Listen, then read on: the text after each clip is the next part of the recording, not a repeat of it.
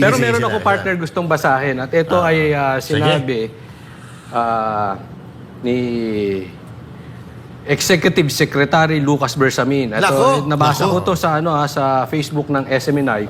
Gusto kong malaman ng taong bayan na wala talaga kaming kinalaman diyan. Tanungin ninyo ang mga congressmen, mga senators, and that is all that we can say at this point. Alam mo sa akin, parang walang pakialam ang presidente.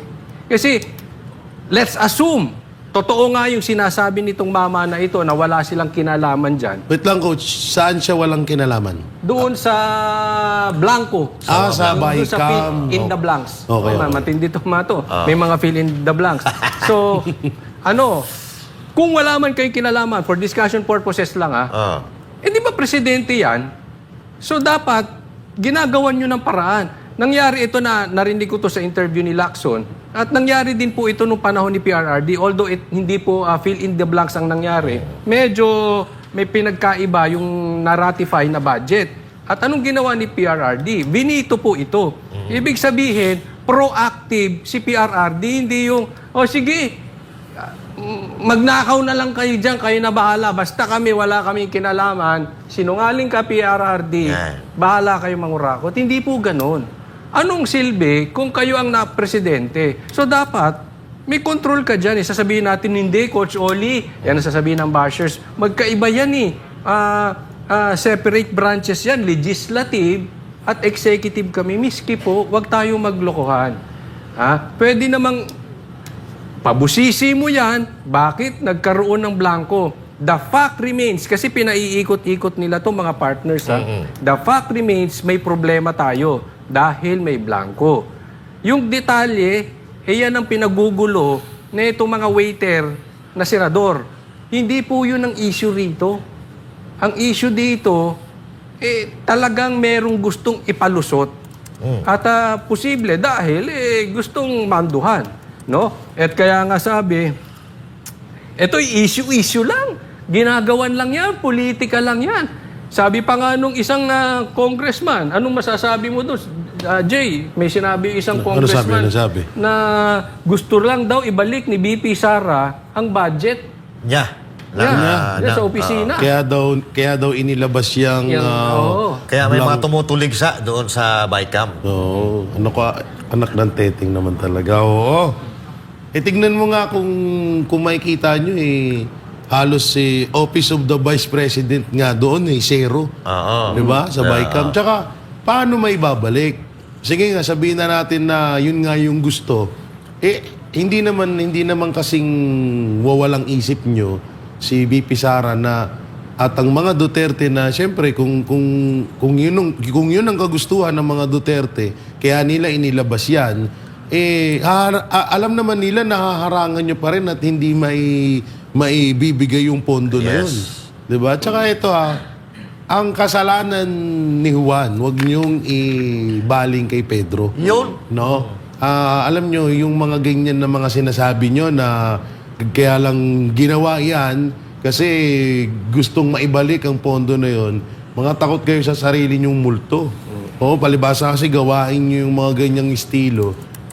Malamang sa malamang, kaya nga, diba, eto sinasabi ko nga, bandang huli itong Bicam issue na to, mapupunta na naman sa Duterte at hindi na nga ako nagkamali.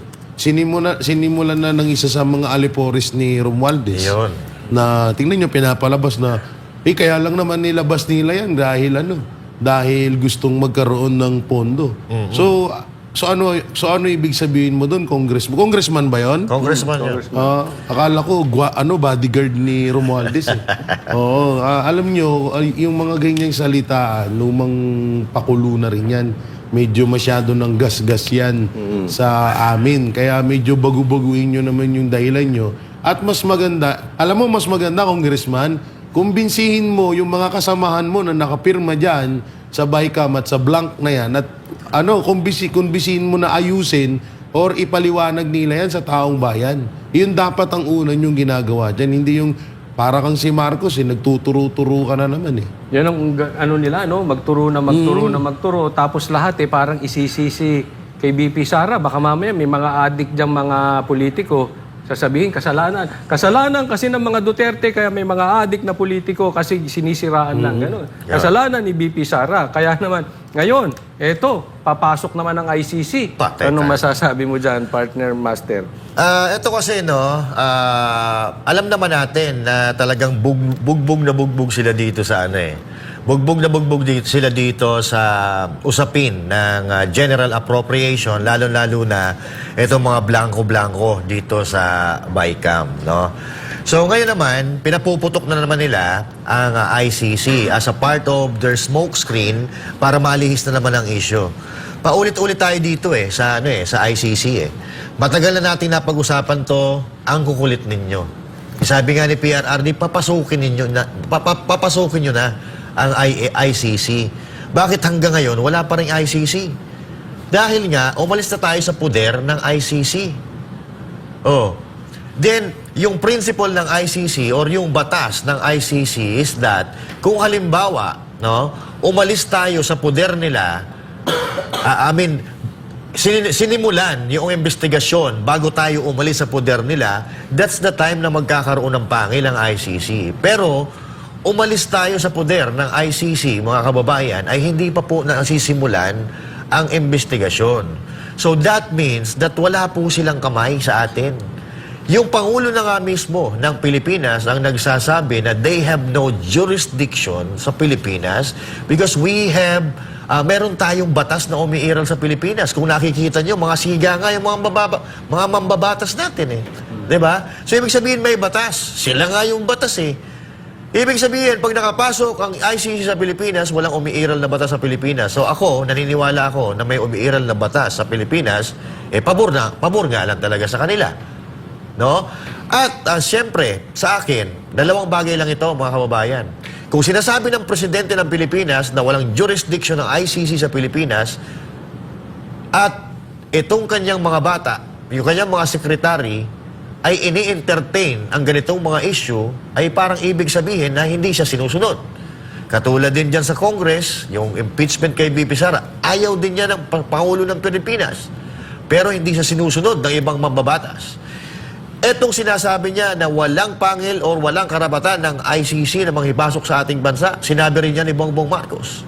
Pero bakit may mga sekretary pa rin na pilit na ipinupush yung ICC na yan? Ito ay nangangahulugan lamang, it's either na hindi nila sinusunod ang Presidente ng Pilipinas or inuutusan sila at lumalabas doon na palipad hangin ang sinasabi ng Presidente. Wala sa loob. Ibig sabihin, hindi totoo ang kanyang mga sinasabi. Partners! Tama ka dyan. Actually, ako nga, sa totoo lang, gustong-gusto ko na talagang pumasok ang ICC at gusto ko na rin pa-impeach si BP Sara na magkaalaman tayo dito. Dahil ako naniniwala ako, hindi magtatagumpay ito. Wala ang suporta eh. Walang mandato. Alam mo, ang power nanggagaling sa taong bayan. Bagamat sila ang naiboto dyan, marami dyan ayaw na sa kanila. Yes. Kaya nga malakas pa rin itong pinaglalaban ng mga Duterte kasi mahal sila ng taong bayan eh. Marami pa ring supporters at nakita natin yan doon sa rally ng ICC. At marami dyan. INC. At marami dyan. Hindi lang mga taga-INC yan, ha? Oo, kung pagralihin ng ICC dito, ha? Kakagulo tayo dito. Panibagong ano na naman pala nila, coach. Panibagong biglang sumulpot na naman yung ICC na yan. lumutang na naman si Boy. Parang palitaw, lulubog Anak ng teteng, hindi nyo ma-explain nyo sa BICAP. No? Yan. Ngayon, Lumitaw lang yan eh. Nung lumitaw yung BICAP, tsaka sila naglitawan, yung kay Bantag. Tapos yung mga natatagpuan sa ilalim ng dagat, nagkaroon ng spy camera or spy ng mga aparatos itong Chinese. Tapos ito, ICC na naman. Hindi nila alam, mga partners, kung ano gagawin nila para masugpo or mapakalma nila yung mga tao doon sa kasalukuyang mga issue. At yun tuloy ko lang, maiksi lang. Doon sa sinasabi ni paring Jay kanina, ano ba yung kay Ortega, di ba? Si Ortega, halatang hindi nag-aaral, no? Yung batas po, GAA batas na yan. No, paano magkakaroon ulit ng pondo si BP Sara Duterte regarding yun? Batas na nga nagawa nyo na tama. Hindi na po pwedeng baguhin yun. Tama. At doon naman, kay Bersamin, na sinasabi mo kanina, akala ko ba sinungaling si PRRD? Bakit ngayon parang binabawi nyo? Sinasabi nyo na wala kayong pakialam or wala kayong kinalaman kung may blanco. So, inaamin niyo na may blanco. Kasi, eto kasi nangyayari. Si Ungab kasi mga partner, si Ungab pupunta na ng Supreme Court. Yun. Kaya ngayon, kanya-kanya silang laglagan. Ang gusto ko nga mangyari, maglaglagan na sila na maglaglagan. Kasi yung 300 plus na congressman, lahat yan sinendan nung kopya noong GAA na yun, ay yung ng BICAM report na yun, partner. Lahat sila meron. Pagka medyo nakita nila at medyo tagilid na yan si Marcos o si Martin Romualdez, maglalabasan, ilalabas nila yung mga ebidensya na may pirma talaga. Bay, uulan ng pera yan. Malamang. Oo, Baka wala na huwag mo pera yan. ilalabas yan ha. Ito, sa'yo, huwag mo ilalabas. Ito 1 billion. Oo. Kahit manalo ka sa pagiging Congress, may Sarap buhay ka na. May sarap buhay ka na. Huwag ka na magsalita. Kaya nga yung nangyari doon, Jay, mismo kahit na itong si Castro, parang kinakampihan si BP Sara. Sabi ko nga, parang lihis naman itong mga pinagsasabi nitong mga congressman nito, lalo na to si Ortega. Ano sinasabi mo? Kinakampihan ni Castro si BP Sara kasi kahit si Castro inamin na may blanco. Yan. Oh, di ba? So, Si Raul hindi Manuel. naman pwede. Raul Manuel. Si Raul Manuel. Oo, ano rin. Kinonfirm din yon. No? So, ibig sabihin ba, kinakampihan si BP Sara? Pero alam nyo, partners, ingat tayo ha. Nakakakala nyo, concern sa bayan si Castro at si Raul Manuel. Tingnan ninyo, kailangan bantayan natin sila. Bakit? Kasi baka ngayon maingay yan. Sa bandang dulo, tumahimik yan. Ako may kilala akong ganyang politiko, napakaingay sa simula.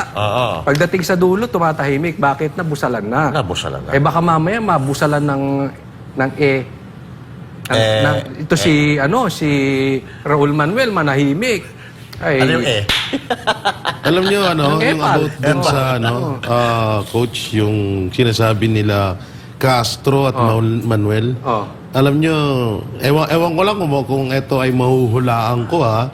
Pero may kutob ako, May kutob ako dito sa may kutob ako dito sa sinasabi ni Castro at Raul Manuel. ano yun? Kasi ang pinupunto kasi nila dito is paano daw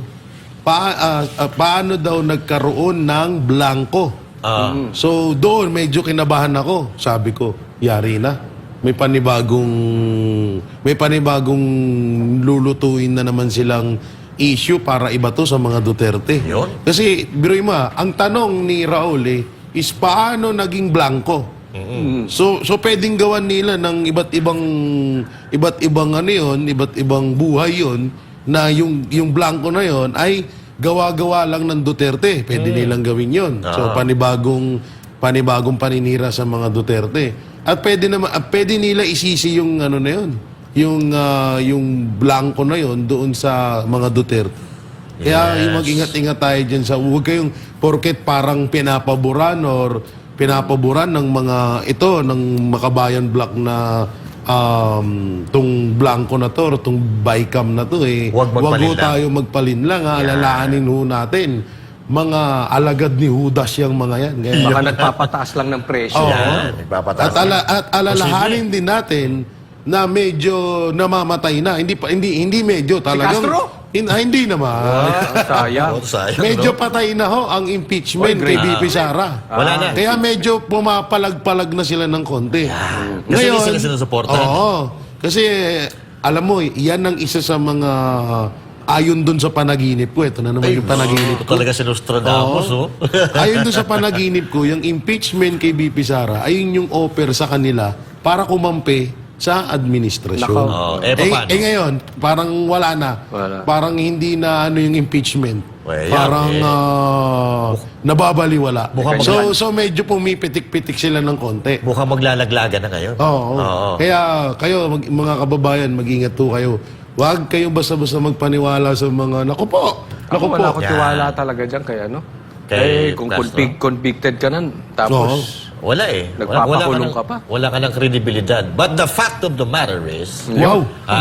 May seeds ka ba Mayroon- dyan? meron talagang nangyayaring meron talagang nangyayaring hindi tama diyan sa pagpasa ng 2025 budget. At actually may balita tayo dyan, partner. Maituturing daw na isa sa pinakakurap na national budget ang General Appropriation Act ngayong taon. Ayon sa isang political analyst, si Crislin Catarong, magbabalita. Siguro masasabi natin isa sa pinaka masama na budget na naipasa. I really don't. Sa panayam kay political analyst Professor Froilan Calilong sa programang Makialam ng DZAR SMNI Radio, sinabi nito na bagamat may tinanggal o vinito ang Pangulo na line item sa 2025 national budget, marahil pampalubag loob lamang ito. Pero sa kabuuan, inaprubahan pa rin ni Marcos Jr. ang pambansang pondo para sa taong ito sa kabila ng mga aligasyon ng irregularidad sa naturang budget. Giit ni Calilong, maituturing daw na isa sa pinakakorap na national budget ang 2025 General Appropriations Act. Sa aking pananaw kasi rito, whatever it is kasi na nandoon sa BICAM report is something that will be the basis for the for the execution or the final adoption of the GAA. So if it was seen that in the BICAM report that there are some blank areas or blank items, they should have already spot checked that, and they should have already called the attention of the committees concerned para maisaayos, no? That is kung wala talaga silang tinitingnan or wala silang hinahayaan na irregularity na mangyari. Una nang pinuna ni Davao City 3rd District Representative Isidro Ungab ang anyay blank items o mga nawawalang halaga ng budget para sa iba't ibang items sa ilalim ng Department of Agriculture at unprogrammed appropriations. Kaugnay dito, sinabi ni Calilong na dapat ay naging mas maingat at masusi ang ehekutibo sa pagsusuri sa bawat item na siyang sentimento ng mga Pilipino dahil ito'y pera ng bayan o pera ng mga nagbabayad ng buwis.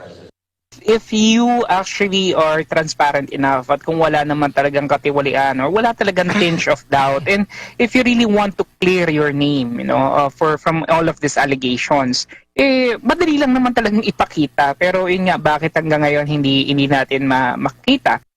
Samantala, sinabi din ni Calilong na kaliwat kanan ang umuugong ng mga balita patungkol sa kung paano ginagasta o ginagamit ng pamalaan ang kaba ng bayan. May mga aligasyon kasi na nagagamit ang pondo ng bayan sa politikal na interes sa pamamagitan ng kabi-kabilang paayuda na talagang hindi tama. Una na rin kinontra ni Presidential Commission for the Urban Poor, Chairperson Attorney Maynard Sabili, ang lumalabas daw na pananakot ng mga politiko sa mga tao na kapag hindi ibinoto ay aalisin bilang benepisyaryo ng ayuda ng gobyerno. Tila nasusupres anya ang karapatan ng mga maraditang Pilipino dahil sa ganitong mga konsiderasyon. Ang pananakot ko ng mga politiko ngayon, sorry naibulgar ko sa kanila. Ang sabi, pag hindi mo kami binotaw, tanggal ka sa tupad, tanggal ka sa, hindi ka makakatanggal ng akap, hindi ka makakatanggap ng ano. So, parang nagkakaroon ng ikangay, yung karapatan ng mga hirap ay ikangay nasusuppress because of this consideration. Ayon kay Calilong, karapatan ng mamamayang Pilipino na malaman ang totoong nilalaman ng pambansang budget, lalo trilyon-trilyon ang pinag-uusapan. Malaking bahagi umano rito ay galing sa utang, kung saan ang mamamayan din ang bumabalikat at pumapasan. Hindi lamang ngayon kundi sa mga susunod pang taon, lalo na kung mag-uumpisa ng magbayad ng loans. Nanawagan siya sa mga Pilipino na dapat maging mapanuri. Huwag palagpasin ang mga ganitong usapin at makiisa sa pagtama ng mga kamalian sa isyu ng katiwalian. Para sa Diyos at sa Pilipinas kong mahal, Crislin Catarong, SMNI News.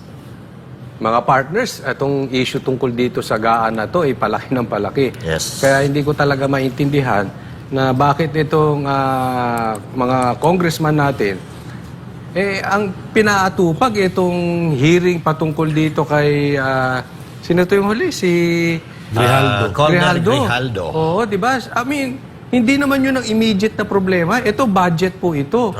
Apektado po tayong lahat dito. Simula sa pinakamayaman, lalong-lalo na doon sa pinakamahirap, apektado tayo dito. Etong kay Grijaldo, wala namang maaapektuhan. Kayo lang ang maaapektuhan dyan. Kayo lang eh. So, hindi ko sinasabing wag natin pansinin yun.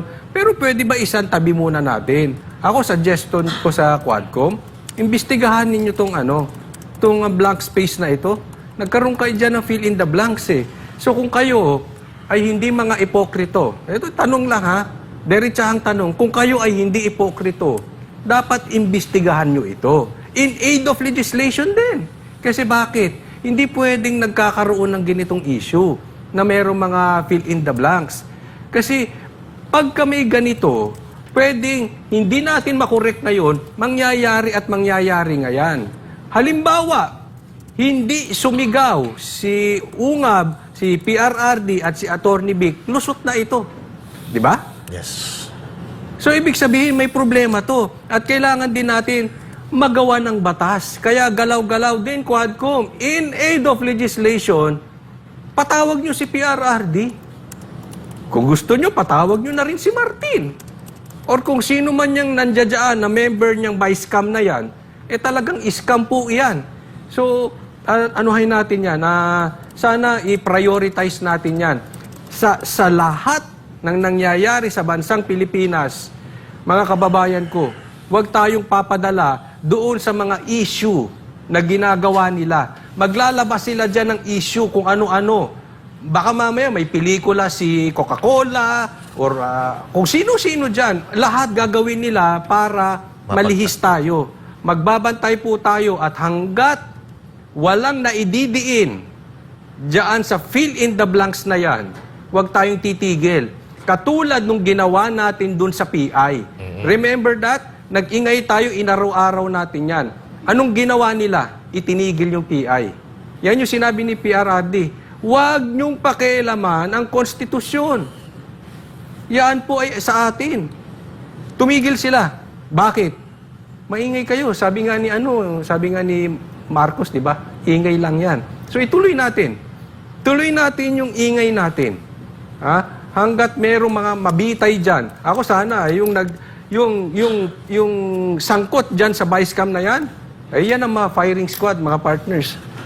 Payag ako dyan. Payag. Ako, actually, payag din ako doon sa firing squad. Pero dapat mapatunayan ng husto talaga kung etong tao ba na ito ay nagkasala, ganyan. Yung talagang may matibay na ebidensya na sila talaga gumawa. Pero going back dito sa GAA, Appropriation Act, or dito sa Vice-Cam na pinag-uusapan na 1 linggo na, mga kababayan. At syempre, hindi rin tayo titigil na pag-usapan ito hanggat hindi na isasaayos. Dahil tulad ng nasabi ng ating mga partners, tayo po ang apektado dito mula sa pinakamayaman hanggang sa pinakamahirap na Pilipino dito sa ating bansa.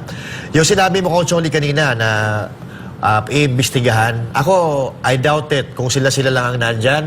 Hindi nila iimbestigahan yan. Kasi halatang-halata naman na nagkakaroon dito talaga ng sabuatan. At gusto kong magpasalamat kay Congressman Ungab at kay PRRD. Dahil hanggang ngayon, nandun pa rin. Kahit wala na si PRRD sa kanyang posisyon bilang presidente or sa katungkulan sa gobyerno, ay patuloy pa rin siya nagmamanman at nagbabantay sa mga kamalian na gagawin ng mga politiko na nakaupo sa ating gobyerno ngayon. Maraming salamat po sa inyo. At siyempre, eto dapat talaga may managot po dito. Dapat mayroong managot, may masampulan para hindi na po maulit ito. Kasi ngayon, nakikita natin, iba-iba na po ang mga sinasabi po nila, hindi po sila nagtutugma-tugma. May kontra, may pabor. So, nangangahulugan po yan, mga kababayan, na hindi po sila intact. Kumbaga, nagkakagulo na sila. Walang pagkakaisa ang gobyerno natin. Yung mga mambabatas natin, senador, congressman, wala po silang pagkakaisa. Kasi kung mapapansin natin, magkakaiba po sila ng sinasabi. Merong pumapabor, merong hindi pumapabor. May nagsasabing may pirma, may nagsasabing wala. So doon mo makikita, mga kababayan, na tayo po ay nasa tinatawag nating big mess. Our country right now is in a big mess. Yan ang sinasabi po natin. At dapat meron pong managot. Ngayon, hindi na po nila alam kung ano po gagawin nila kung paano nila aapulahin ang init ng mga kababayan natin, mga netizens at mga Pilipino na nagtatanong kung ano talaga nangyayari sa pera ng bayan. Nararapat lang po yan na tayo po ay mag-ingay. At ngayon, doon sinasabi po nila na si PRRD, si Ungab ay nagsisinungaling. But they are not analyzing or hindi po nila iniintindi yung sinasabi ni PRRD. Pero ngayon, Itong si Lucas Bersamin biglang bumawi at sinasabi niya na wala daw silang kinalaman kung may blanco man o wala. Kung may blanco, wala silang pakialam, wala silang kinalaman. Kumbaga, they are saving their ashes sa kahihiyan or sa kasalanan. Kasi alam nila na iaakyat po ito ng kampo ni Pangulong Duterte kasama at ang iba-iba pang mga grupo papunta sa Korte Suprema, at dito malalaman natin ngayon, mga kababayan, kung saan talaga nagkaroon ng insertion, kung saan nagkaroon ng fill in the blanks. Kasi biglang ni-ratify ito, mga kababayan, kung saan meron pang mga blanco. Ang sa tingin ko dito, hindi ratify Si Ratatouille ang pumasok. Biglang pumasok yung daga at bigla-bigla na lang nag-fill in the blanks doon sa papel ng BICAM. Partners. Tama ka dyan, partner. Parang ako meron medyo ako nagugulimahanan. Tama ba yung ating bakit tahimik yan si Batman and Robin? Itong si Lacoste tsaka si Crooks dyan. Tahimik kayo. Diba? Dati kayo di ba? Sa nyo yan sa teritoryo nyo nangyari yan. Ibig sabihin, wala kayong, posibleng wala kayong alam dyan na ba? Well, halatang halata. Ano masasabi mo dyan, partner? Marami-rami na silang kakaharapin na kaso pag natapos yung termino nila. Ayo. Ngayon yung pinaka dito. Kasi, eto ako baka hindi nyo baka medyo, katulad na sinabi ni Master wag nating kakalimutan itong issue ng BICAM. No? So, marami na ho tayong nakaligtaan at nakalimutang mga issue na kailangan natin dapat palaging pag-usapan.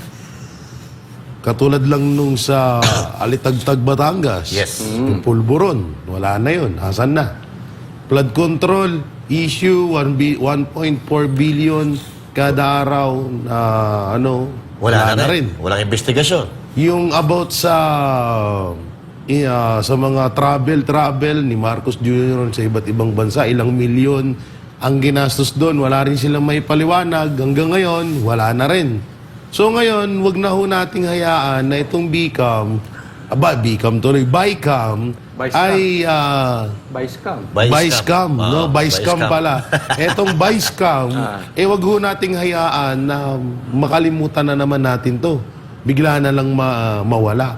Sa lahat na nangyaring issue dito sa Pilipinas, no, ay lahat na ho ng nangihingi tayo ng sapat na kasagutan at katanungan dito na bakit ganito ang mga nangyari. At ngayon, hanggang ngayon, hindi na po nila naipaliwanag yan. At eto, wag na ho nating wag na ho rin ulit nating hayaan na biglang makalimutan or mawala na naman ito. Katulad yung makikita nyo dyan sa screen, yung katulad lang yan. Ito, malaking sampal to sa mukha ng congressman dyan na sinasabing gusto lang daw ng mga Duterte na maibalik yung pondo. Tingnan nyo nga, dito maliwanag na maliwanag dito. Tingnan nyo yung tingnan nyo yung pinapa-impeach nyo. Vicecam tuloy nga, Vicecam. Tingnan mo, zero. Office of the Vice President. Samantalang tignan nyo, billion. Ang dami pala natin pera talaga, no? Ang dami na. Ito yung palagi ko sinasabi. Mayaman ng bansa natin. Madamot lang at kurap ang gobyerno natin. Kaya nung nakausap ko nga dati si Pastor Kibuloy, yung mga pangarap niya sa atin, sabi niya, alam mo, very possible yun. Yung mga trend. Bakit? Ang dami nating pera. Tingnan mo yung yung budgetan natin. Billion. Billion. Kung saan-saan lang napupunta. Yes. Kaya hindi tayo makaangat-angat na pag-iwanan na tayo Diba?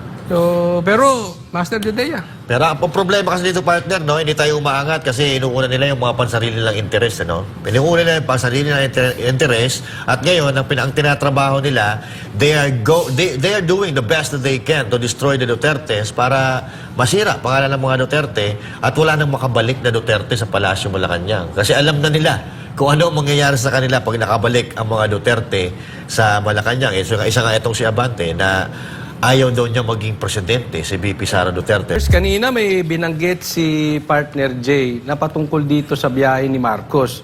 Alam mo, may nakausap ako dito. Pero hindi ako naniniwala kasi may sinabi siya tungkol dito sa mga biyahe-biyahe ni Marcos. Naaalala nyo, Before, ang dalas niyang bumiyahe. Oo. Ngayon, hindi na kasing dalas nung dati. Yun yung sinasabi. Sabi niya, Coach Oli, di mo ba napupuna? May nagkwento sa akin ng isang manlaking tao. Kasi, kaya daw biyahe ng biyahe yan, nagsusubi na daw doon. Nako. Di umano. Di umano. Sabi ko, hindi totoo yan. Hindi gagawin ng mga Marcos na magsubi at magkakaroon ng offshore accounts. No. Hindi niya gagawin ng Marcos yan. Tapos gumanon ka. Oh. Alam niyo, mga siguro mga 2 months Sunod-sunod, di ba? nasabi ko na yan sa vlog ko. Oo. Pero, ang matindi niyan, parang sa panaginip ulit to. Oo, sa panagin. Na Ang dami nag-iimbak. mong panaginip, Yung ano pala, yung pag-travel sa ibang bansa, ginagawa daw nun is parang doon daw naglalagay ng mga... Oo. Nako, delikado tayo dyan. Doon dinideposit. Kasi may mga usap-usapan nga rin, mga partners, na meron daw mga politiko na bumibili ng bahay sa ibang bansa. Bakit? Siguro, alam kasi nila, yung pinagagawa nilang kalokohan, babalikan sila niyan. Kaya pala panay ang paglabas, no? Oo. Kasi dahil talagang medyo malilintikan daw pagkatapos dahil sa dami ng ginawang problema sa Pilipinas. Kaya ako'y talagang sadyang kinontra ko yun. Oo. Maganda ang kredibilidad ng mga Marcos, hindi magnanakaw yan. Oo. No? Hindi nagtatago ng pera sa ibang bansa yan. Ay, oo. Oo. Hindi kurakot yan. Lalong hindi diktador ang mga Marcos. Oo. Kaya yung meron silang itinatago kung saan-saan, hindi. Pati si Lisa, wala yan. Parang mahirap pa naman. Ano, Singapore, United States, America. Eto mga partners, ginagawa-gawa nating biro, pero napakaraming nasayang na pera ng Pilipinas, yung paglabas-masok nito ni Mr. President sa ating bansa, pagpunta-punta doon sa mga bansa na kunyari, merong mga trabaho na may papasok sa ating bansa, mga investment and all that, and up until now, we don't see anything na naging bunga nung kanyang pagbiyahe-biyahe. Hindi natin nakita yon. Wala tayong infrastructure, wala tayong mga investment pagdating sa mga mamumuhunan, katulad ng mga paggawaan ng cellphone, paggawaan ng kung ano-ano, mga ganyan. Walang pumapasok sa atin sa Pilipinas. Ang nakikita natin, may pumapasok sa Vietnam. Oo, sa mga kalapit nating bansa sa Asia, doon nag-i-invest ng Amerika at maging yung mga malalaking bansa sa mundo. Pero ang problema dito sa atin, nakailang layas itong ating presidente, pero hanggang ngayon, hindi natin maramdaman yung kanilang pinagpaguran sa pagbibiyahe-biyahe na yan. If I'm not mistaken, last year, sinabi niya na mga ilang buwan pa mararamdaman na natin ang epekto ng pagbiyahe-biyahe. Pero bakit hanggang ngayon, mga partners? Wala pa. So, lugi-lugi talaga tayo, mga partner dito. No? Alam niyo minsan, Master Coach, kailangan hindi rin tayo bias eh. Hindi tayo magiging bias. Oo. Yung sinabi ni Master kanina na walang pumapasok na investment. Meron. Meron. Maraming pumapasok sa bansa natin. Kaya lang, Ang daming pumapasok na droga. yun nga lang. Sa iba't ibang ano. Yun Ito nga mo lang. ngayon, ano nga, di ba? Kaya huwag kayong ganun. Ay. Oo. Tsaka ito pa, ang pinakamalapit dito ay ito nga, sino ba naman kasi ang, kahit din naman siguro ako, Oo. na mamumuhunan ako dito sa isang bansa, sinong gaganahan? Una-una, lagi tayong baha. Diba? Laging baha yung ano natin, yung baha yung lugar natin. Laging tawag dito, laging baha, laging walang maayos na ano dito sa atin. So sino gaganahan ng mga investor? Yun nga, sa tingin ko nga, yung ang pinaka naging bunga lang talaga nung pag-travel ni Marcos sa iba't ibang bansa, yung sinasabi kanina ni Coach Oli na, Pagsusubi. nag-iimbak lang daw. Malay natin. Posible. Pero alam mo, meron din naman. Kasi ako sabi nga ni Banat Bite, dapat pagka nag-vlog ka, pagka talagang tama, palakpakan, at pagka mali, banatan. So may tama namang, may nagkatotoo naman sa sinabi ni Marcos, kasi naalala ko to. At sabi ko, babantayan ko yan, kasi ako mahilig ako sa pick-up eh. Yung pick-up na sasakyan, hindi yung pick-up na babae. Yung Lindi ka talaga, pasok mo pa talaga yung babae.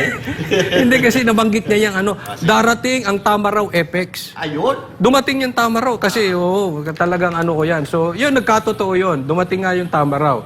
Diba? Kasi naalala ko, nung bata ako, mga 3 years old, may tama raw kami noon. Nalaglag pa nga si Banat Bay. Totoo yan, doon sa tama raw. Tama raw yung ano mismo, yung Kulay dilaw pa yung tama raw. Yung old school na ano, tama raw. Sasakyan to 1970s. Oo. Kaya alam ko yan. Ngayon, itong tungkol sa binanggit naman ni Jay na puhunan, alam mo, partner, may nakausap din ako dyan. Yan na. Marami akong nakakausap Ikaw eh. talaga, friendly ka talaga. Friendly Oo, ka talaga. friendly Ba? ako. Sabi niya, Ang sabi? Coach, tingnan mo. Kung may mga kilala kang malalaking businessman, ayaw nila kay Marcos. Ayaw. Ayaw kasi mas sira ang negosyo ngayon. Okay. Kasi nasi... Tinanong ako, hindi ko alam kung totoo yun. Basta tanong lang sa akin, na namimiss daw nila nung panahon ni PRRD. Mas masarap daw magnegosyo dito sa Pilipinas. Yes, tama yun, partner. Okay ka na. Tama yung sinasabi mo, partner, kasi kung mapapatatandaan natin, nagsalita na yung Business Club of Makati, di ba? Yung mga malalaking mga negosyante natin dyan sa Makati, na alam natin na siya ay mga sumuporta to eh. Sumuporta to. It's either Marcos or Leni Robredo. Sinuportahan nila. Pero marami tayong nakikita na mga mabibigat na tao. Ibig sabihin, mga mayayaman na tao na sumuporta kay Marcos noong eleksyon. Alam nyo, yung eleksyon po kasi talagang marami po ang naloloko dyan eh. Marami na tayong nabibiktima. Marami ang nabubudol. Kaya nga, dapat yung COMELEC talagang i-perfect nila yung mga batas pagdating sa eleksyon, no? Katulad nito, nagkakaroon tayo ng problema diyan sa COMELEC, mga kababayan. Ito at hindi na inantala ng Commission on Election ang nakatakdang muling pag-imprenta ng balota sa darating na Lunes. Ito kahit may posibilidad na muling aatras sa araw ng Sabado at Linggo ang mga kumakandidato. At kahit pa nga may mga muling ilalabas na temporary restraining order ang Korte Suprema sa Martes kung saan meron itong en banc session ay hindi din daw ito magiging hadlang. Si Margot Gonzales magbabalita. Gahol na sa panahon ang Commission on Elections sa COMELEC pagdating sa pag-iimprinta ng mga balota para sa May 12 elections. Matatandaan na pinahinto ng komisyon ang pag-iimprinta ng mga balota nang lumabas ang Temporary Restraining Order o TRO na pabor sa senatorial aspirant na si Zubair Mustafa noong January 14. Kailangang maidagdag ang pangalan nito sa listahan bilang pagsunod sa direktiba ng kataas-taasang hukuman kahit pa nga nasa 6 na milyong balota na ang naimprinta sa National Printing Office. Kinailangan ding maalis ang pangalan ni Chavit Singson matapos itong maghain ng withdrawal. Nanunsyo ng komisyon ang resumption ng pag-iimprinta ng balota sa January 22 pero hindi rin ito natuloy dahil sa paglabas ng panibagong TRO na pabor ulit sa isa pang senatorial aspirant na si Francis Leo Marcos noong January 21. Inanunsyo ng poll body na sa darating na Sabado na lang sila muling mag-iimprinta ng balota dahil sa kailangan ulit baguhin ng komisyon ang kanilang database at ballot phase para maidagdag ang pangalan ni Leo Marcos. Dahil sa pagkakadagdag ni Francis Leo Marcos, naging 67 na ang bilang ng mga senatoriable. Pero ang hindi inaasahan ng COMELEC ay ang paghain ni Leo Marcos ng withdrawal kahapon araw ng Huwebes. Dahilan para hindi na naman matutuloy ang reprinting ng balota bukas araw ng Sabado. Kailangan na naman daw kasing baguhin ng poll body ang kanilang ballot phase kung saan dapat tanggal na ang pangalan nito. Balik din sa 66 ang bilang ng mga pinal na kandidato sa pagkasenador. Base naman sa panibagong anunsyo ng poll body, sa darating na Lunes, hindi na nila iaantala ang reprinting ng mga balota kahit pa nga may mga posibleng aatras sa araw ng Sabado at Linggo. Ang sabi ko po hanggang kaninang tanghali dapat kung sakasakali na may mga magwi-withdraw pa. Kung sakali pong bukas kayo magwi-withdraw, mamaya kayo magwi-withdraw, pasensyahan na po baka mukhang hindi na namin mapagbibigyan na matanggal pa ang inyong mga pangalan sa listahan. Nagbigay po tayo ng timeline sapagkat 2 hanggang 3 araw ang ginugugol ng COMELEC sa bawat isang tinatanggal na mga pangalan. Pero sa tanong kung anong gagawin nila sakalit meron na namang lalabas na TRO sa oras na nagsimula na sila sa muling pag-iimprinta, ito ang sagot ng COMELEC chief. Kami po ay sobrang desidido na tumuloy at all costs. Take note of my word, at all costs sa pag-iimprenta ng balota. We cannot afford any more delays sa ating pag-iimprenta. Masyado na pong mahaba yung 3 linggo. And therefore talaga pong kapusta tayo sa ating panahon. Naandun pa rin lagi ang pagrespeto natin sa Korte Suprema at pagkilala sa kanya pong kapangyarihan. We will cross the bridge when we get there. Para sa Diyos at Pilipinas kumahal, Margot Gonzales, SMNI News. Grabe, no? Leo Marcos. Pero, alam nyo mga partners, Ako parang pabor ako na makatakbo. Ano pangalan niya? Hindi ko kilala yan si Leo Marcos, Mangusin. ha? Leo Marcos na yan. Kasi hindi ko sinakyan yung vlog niyan. No? So hindi tayo doon. But anyway, total Marcos na rin naman. Kung boboto kayo ng Marcos, total magkatabi yung pangalan ni Amy tsaka ni Leo Marcos. Palagay ko, mas tumaya na tayo dito kay Leo Marcos kaysa kay Amy. Kasi at least bago. Alam naman na natin yung ginawa at ginagawa ni Amy. Satisfied ba kayo kay Amy? Ewan ko sa inyo kung satisfied kayo. Basta ako hindi. So, kung dalawa na lang ang iboboto sa Pilipinas, Amy o si Leo Marcos, dito na ako kay Leo Marcos. Baka sakaling, ito kaya willing magpa-drug test. Hindi, tanong na kasi, baka mamaya, Malay natin, gusto kasi niya yung mga magpa-drug Marcos, test. parang ayaw magpa-drug test eh. Ayaw. Ito, baka sakali itong Marcos na ito, willing magpa-drug test. Yan. Oo. Yan ang problema. Oo. But anyway, sana yung nag-aalaga dyan, pinakawalan nyo na naman. Kaya baka makagat yan, bigla. Huwag nyo pahayaan pag-aalaga yan dyan. But anyway, siyempre, sa mga pagkakataong ito, maraming magte-take advantage of the opportunity na magpasikat dahil siyempre, malapit na eleksyon. Katulad niyan, nag-promote pa Promote pa yung kapilyedo daw niya. Pero itinanggi siya noon na hindi naman daw niya lang mag-anak yan. But anyway, so regarding naman dito sa COMELEC, mga kababayan, natatakot ako doon sa 6 million na una nang na-imprenta. Hindi pa sa atin ipinapakita na ini-shred yung mga papel na yun na na-imprenta, di ba? Kasi ako natatakot ako, partner, kasi 6 million yun Malaking bilang ng boto yan kung sakasakali na magamit yan sa dayaan. Kasi legit na balota pa rin yun Kahit may mali, legit na balota pa rin yan. Babasahin pa rin yan ng machine. Oo. No? So yun, pwede na lang gawin doon. Kung halimbawa, malingat na naman tayo, bilog-bilugan yung mga gusto nilang panaluhin kandidato. Aba, 6 million yan, partner. Napakalaking bilang yan. Pero wag naman sana. Pero gusto natin na makita na ini-shred nila lahat ng mga na-imprenta na yan. Pero hanggat hindi natin nakikita, patuloy ang pagdududa ng taong bayan na yan ay pwedeng magamit sa dayaan, no?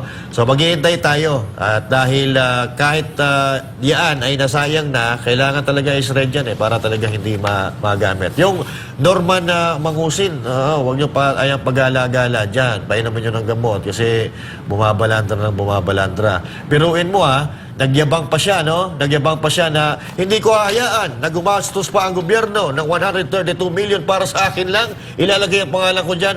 Tanga, gumastos na. Oo, nakapag-imprenta na paano pagagastos. Oo. Ang nagtataka ako kung bakit atras din naman pala itong mokong na to, bakit pa siya bakit pa siya umapila sa Supreme Court na magkaroon ng TRO, atras din pala para magpasikat lang. Oo. Partners, kayo. Meron lang dito, basahin ko lang, sabi ni Merlin at saka ni Juliana, sabi niya, budol din yan si Leo Marcos. Hindi ko alam. Hindi ko siya kilala. But, anyway, basahin nyo na lang. Pero ako naniniwala ako. Nabudol. Saan? Ikaw mahilig ka talaga, mapaniwalain ka. Sige nga. Hindi, naniniwala ako dito na kamag-anak nila Amy tsaka ni Bongbong Marcos tong si Bakit? si Mangusin. Bakit? Alam niyo bakit? Halos tugma sila ng pag-iisip Pareha silang May common denominator. parang yung tipong laging may parang laging maluwag yung tornilyo. Pare-pareha. Grabe ka naman. Pare-parehas. Pero ito yung hirap mapunta tayo sa usapan dyan sa may COMELEC. Ang hirap dito sa COMELEC, ilang taon na nilang ginagawa yan, ba't hindi nila magawan-gawan ng paraan? Diba? Kasi dapat, nung una pa lang, alam nyo na yan anak ng teteng, gumastos pa kayo ng 150 million. Tsaka kayo magbibigay ng oy, bawal na hindi na pwede. Kapag may umatras na naman na kandidato, so ngayon pa lang kayo nag-declare na bawal na. Dapat nung una pa lang magbibigay na agad kayo ng date or ng abiso sa tao na sa ganitong araw, bawal na ang may umatras. Yeah. Dapat ganun ang ginagawa nyo, hindi yung anak ng teteng gumagastos. Palagi na lang ba ganyan?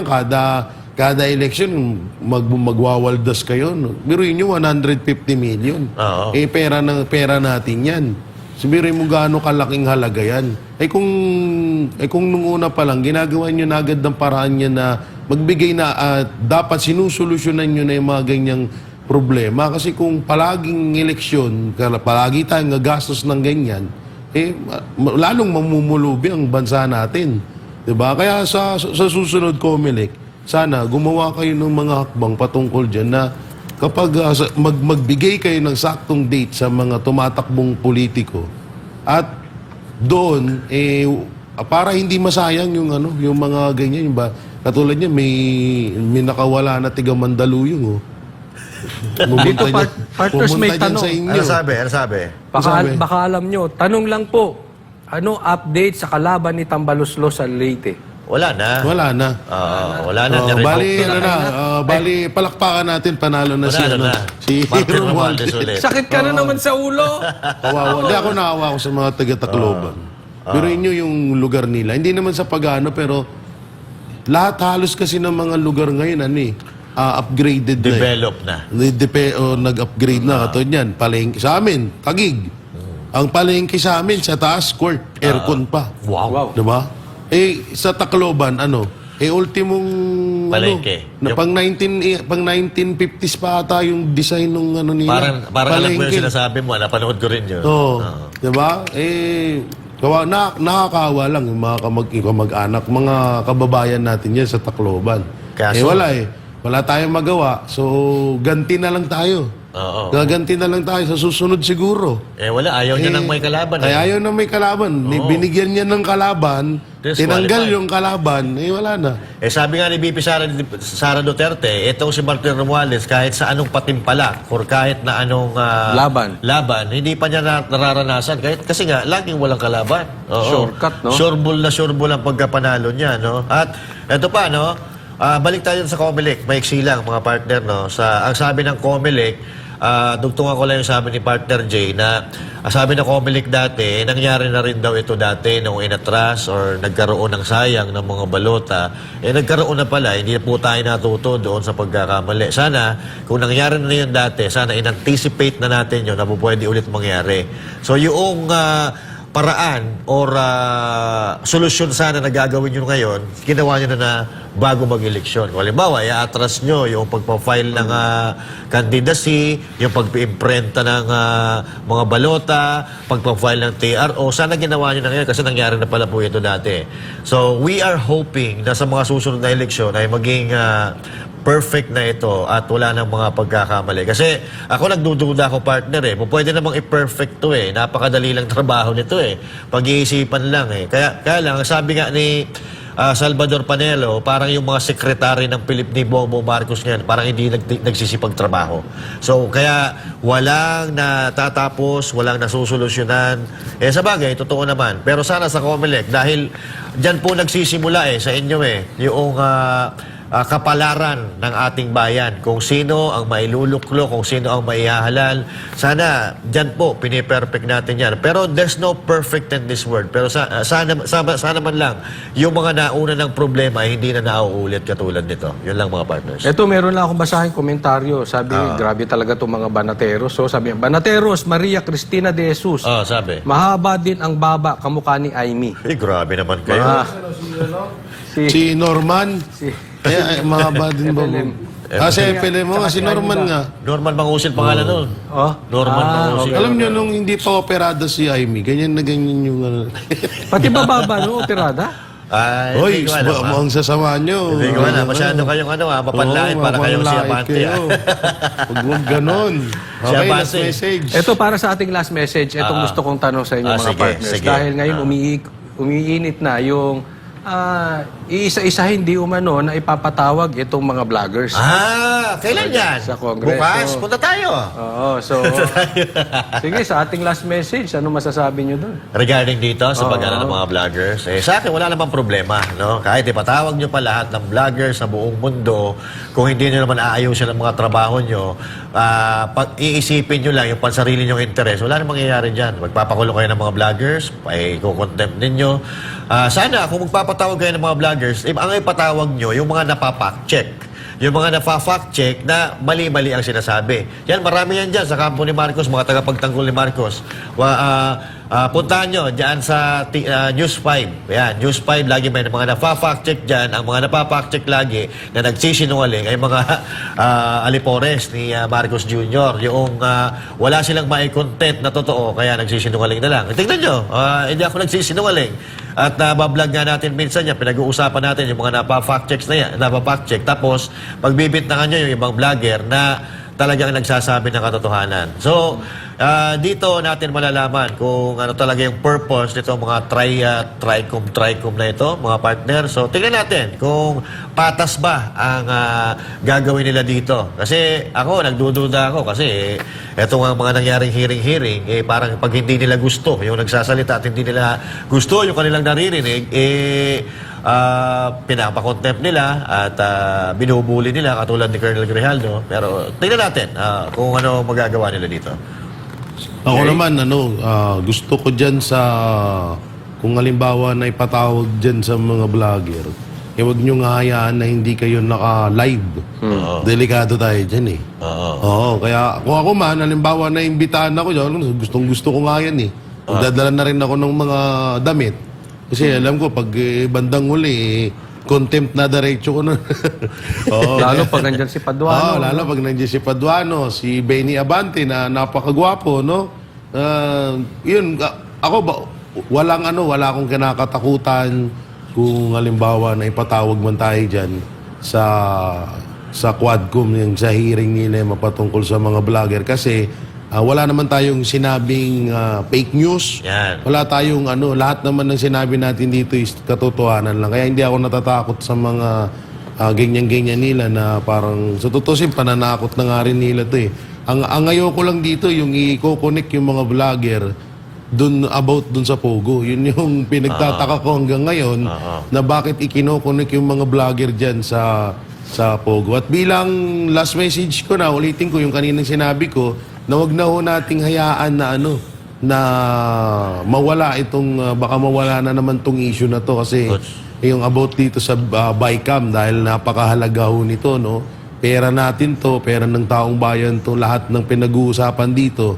Kaya wag niyo pong hayaan na wag niyo pong hayaan na ito ay mawala na naman katulad ng mga ibang issue na nangyari sa Pilipinas na hindi nasagot-sagot ng gobyerno or ng administrasyong Marcos. Kaya sana kahit anong iba to na panibagong propaganda para matakpan nito, talagang i-push pa rin natin na makapagsalita at maipaliwanag nila itong mapatungkol sa buy scam. Okay. At dugtong lang ako, maiksi lang. Kung sakasakali man na ipapatawag ng mga congressman, yung mga vloggers, hayaan nyo makapagpaliwanag yung mga vloggers. Pagsalitain ninyo.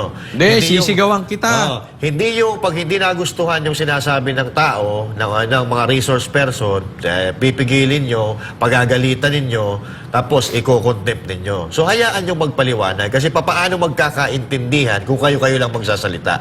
Hindi nyo pakikinggan yung side ng mga ipinatatawag nyo dyan. Para kahit paano magbago naman ang ang dynamics dyan sa hearing ninyo. Halatang halata na pinapamuran lang ninyo yung mga kampi ninyo at yung mga sarili ninyo. Kaya mga kababayan, isang pitik lang, no? Doon sa ating mga kababayan sa Luzon, Visayas, Mindanao at sa mga kababayan natin sa iba't ibang panig ng mundo na bumoboto sa tuwing eleksyon dito sa Pilipinas, pumili po tayo ng tama. Yung may takot sa Diyos at may pagmamahal sa bayan, may pagmamahal sa kalikasan. Pastor Apollo C. Kibuloy, huwag kakalimutan. Wala pa po tayong number na permanent ngayon. Basta Kibuloy, tandaan nyo. Isulat nyo na yan. Kibuloy, Kibuloy, Kibuloy. Huwag kakalimutan sa 2025 elections. At syempre, PDP laban candidates, street votes, mga kababayan. I love you all. May madadagdag lang ako. Sana, request ko yan katuloy, papatawag tayo. Kung maipatawag man tayo dyan sa Quadcom na yan, sagutin niyo yung mga expense namin. Pamasahe, gasolina. Kasi malaki pong istorbo sa amin yan. Kaya, tsaka, alam niyo mas maganda na kapag mauwi sa wala naman tong hearing na to, is makasuhan sana yung mga congressman na magpapatawag dito sa mga vlogger. Pwede, partner. Pero ito pagka may pinatawag dyan na vlogger, sisikat yung vlogger. Sigurado. Susuportahan niya ng mga tao. Oo. Pagka may pinatawag silang vlogger, tapos inapi-api nila, binuli-buli. Tingnan mo ngayon, si Col Grijaldo, di ba? Ang buhos ang pagsuporta ng taong bayan kay Col Grijaldo kasi nanindigan siya eh. Partner, Oli. Kasi ako pagka sakaling patawag tayo at ipa-contempt, ako una sa CRJ, ha? No. Nauna ako kasi ako okay na basta may mag-ayos na mamuna sa CR. Basta may bidet. Coach, may CR doon, hanggang dito lang, oh. Nakita mo? Yung ano na? Nakita mo? Alam mo yung nasa isip ko? Ay, nako. Pero sa akin, okay lang naman na ipatawag. Basta lang patas. Kasi kung hindi patas, harassment po yan. Yan. Ang dami pong nagfi-fake news ng mga vloggers ni Marcos. Oo. At mas marami pang nagfi-fake news ng mga vloggers ni Tamba. Yun.